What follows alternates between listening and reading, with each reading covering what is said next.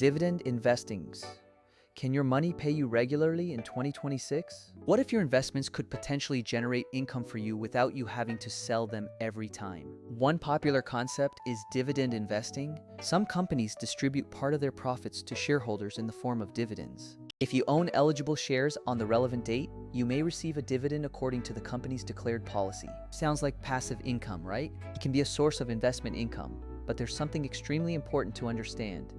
Dividends are not free money, and dividend investing does not guarantee profits. When you buy a stock, you're buying an investment whose value can rise or fall, and companies can reduce, suspend, or completely stop dividends. That's why beginners shouldn't simply search for the company offering the highest dividend yield and invest immediately. A very high yield can sometimes be a warning sign rather than a bargain. You need to understand the underlying business, its financial health, cash flow, debt, earnings, dividend history, and whether the payout appears sustainable.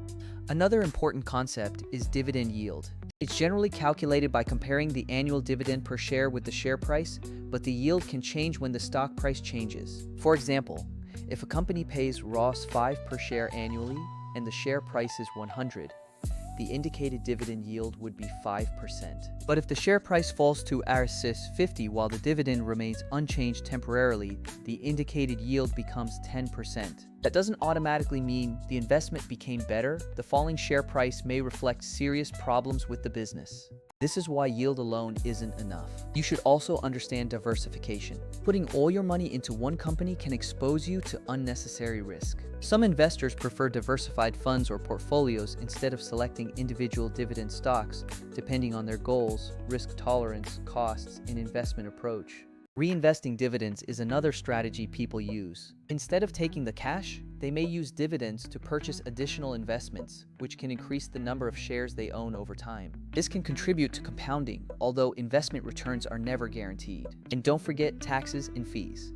The actual amount you keep can depend on your country's tax rules, the type of investment, account structure, and other factors. In India, for example, dividend taxation and capital gains taxation have specific rules that can change, so investors should check current official guidance or consult a qualified tax professional when necessary. The biggest mistake beginners make is thinking, I'll invest $10,000 and immediately start receiving huge passive income. The amount of income depends heavily on the size of the investment, dividend rate, payout frequency, and whether the companies continue paying dividends. Building meaningful investment income generally requires capital, time, discipline, and risk management. If you're interested in dividend investing, first learn the basics of stocks, diversification, risk, valuation, taxes, and compounding. Don't invest simply because someone on social media promises easy passive income. Understand what you're buying. Investing can be powerful, but it should be approached as a long-term financial decision rather than a get-rich-quick strategy.